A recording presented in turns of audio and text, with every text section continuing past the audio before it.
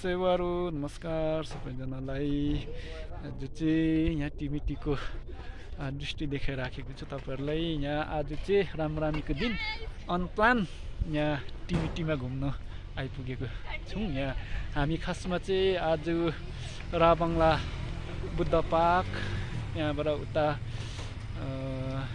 Titanic भिरको हाम्रो tour थियो र त्यहाँ घुमिसकेर चाहिँ अहिले चाहिँ टिमिटीमा आइसकेको छौँ। टिमिटी गार्डनमा यो चाहिँ अनप्लान हो। टिमिटी गार्डनमा आउनु चाहिँ टिमिटी गार्डनमा चाहिँ चियाको मजाले मुना पलाउँदै रहेछ। यहाँ अहिले चाहिँ एक प्रकारको राम्रो देखिँदो रहेछ, एकदम मजा लाग्दो।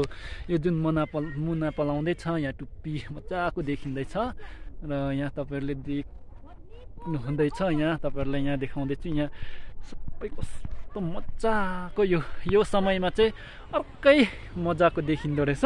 टिमिटीमा आउनुहोस्। यो टी गार्डन चाहिँ यो मुना पलाउँदैछ। यो मुना पलाएको कारणले चाहिँ एकदम राम्रो देखिँदो रहेछ, दामी पनि देखिँदो रहेछ।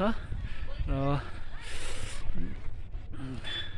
यहाँ चाहिँ आई लभ टिमी लेखेको छ र यसमा तपाईँहरू अहिले चाहिँ टिमिटीमा घुम्नु आउनुभयो भने चाहिँ राम्रो दृष्टि देख्नुहुन्छ। यो जुन च्याराङको यो राम्रो मुना पलाएको छ। यहाँ तपाईँहरूले राम्रो देखाउँदैछु। यहाँ हेर्नुहोस् यो कस्तो दामी देखिँदो रहेछ। र अहिले चाहिँ पयुङ फुल्ने समय छैन होइन, र पयुङ फुलेको बेला अर्कै दृष्टि देखिन्छ, राम्रो देखिन्छ। र अहिले चाहिँ यो मुना पलाउने समय रहेछ यो च्याराङको, र त्यसले गर्दा एकदम दामी देखिन्छ। र तपाईँहरूले पनि अहिले आउनुभयो भने चाहिँ यो च्याराङ चाहिँ एक प्रकारको देख्नुहुन्छ, मजाको एकदम शान्ति फिल हुँदो रहेछ। यहाँ तपाईँहरूलाई यहाँ माथि पनि देखाउँदैछु। यो देख्दै गरेको ठुल्ठुलो बोट चाहिँ पयुङको हो, र पयुङ चाहिँ यहाँ नोभेम्बरमा फुल्छ। र त्यतिखेर चाहिँ पयुङ फुलेको बेला एकदम राम्रो देखिराखेको हुन्छ। यहाँ हाम्रो ग्रुप चाहिँ यहाँ छ, हामी घुम्नु आउने ग्रुप। आज चाहिँ हाम्रो एकदमै लङ टुर भएको छ र हामी राबङ्ला बुद्ध पार्क, छोदो लेक, त्यहाँबाट टाइटानिक भिर सबै घुमेर चाहिँ हामी लास्टमा चाहिँ यहाँ टिमिटीमा आइपुगेको छौँ। र हाम्रो चाहिँ आजको एकदम लामो टुर छ र सायद आज हाम्रो एकदमै लङ टुर भएको हो। र हामी बिहान चाहिँ अलिक ढिलो निक्लेको हो, 11 बजीतिर निक्लेर हिँडेको। र भए पनि हामी यहाँ अहिले लगभग 5 बजिसक्यो। 5 बजीसम्ममा चाहिँ हामी टिमिटीमा चाहिँ आइपुगेको छौँ। टिमिटी गार्डनमा आइसकेको छौँ।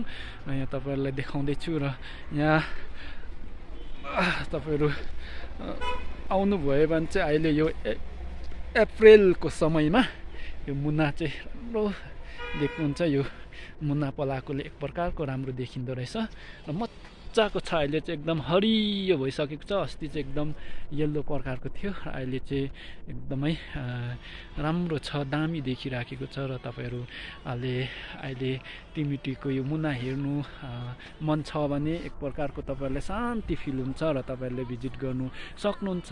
र अहिलेको समयमा भने चाहिँ तपाईँहरूको माझबाट यही भिडियोबाट बिदा लिनेछु र आउने दिनमा पनि तपाईँहरूलाई म नयाँ नयाँ भिडियो लिएर आउनेछु। र तपाईँहरूले मेरो भिडियो हेरिदिनुहोस् होला भनेर तपाईँहरूप्रति म अनुरोध गर्दछु। र आज चाहिँ म तपाईँहरूको बाटो यही टिमिटी गार्डनको भिडियो चाहिँ यहीबाट म तपाईँहरूसँग बिदा लिन चाहन्छु।